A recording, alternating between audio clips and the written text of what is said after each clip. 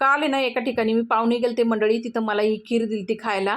एकदम टेस्टी झाली होती. चला म्हटलं आपण पण आपल्या मेसमध्ये मुलींसाठी बनवावं.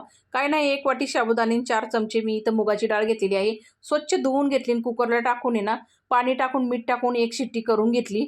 आता हे मिश्रण शिजल्यानंतर असं घोटून घेतलं. लगेच साईडला गॅसवरती कढई ठेवली. 1 चमचा तूप टाकलं आणि आवडीनुसार ड्रायफ्रूट टाकले. ड्रायफ्रूट आहे ना चांगले मस्त असे गुलाबी रंगावर तळून घेतले.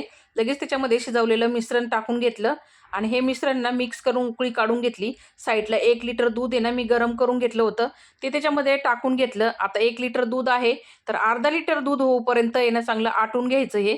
अशी साईडला मलाई आली का ती कढईमध्ये काढून घ्यायची. म्हणजे खीरीला चांगली टेस्ट येते. आता खीर चांगली घट्ट होत आलेली आहे. त्यामध्ये वेलची पूड आणि साखर टाकली. परत 5 मिनिटं चांगली उकळून घेतली. तर मंडळी तयार झाली झटपट, फटाफट आपली घट्टसर अशी मलाईदार खीर. एकदा नक्की ट्राय करून बघा. भेटूया पुढच्या व्हिडिओमध्ये. धन्यवाद.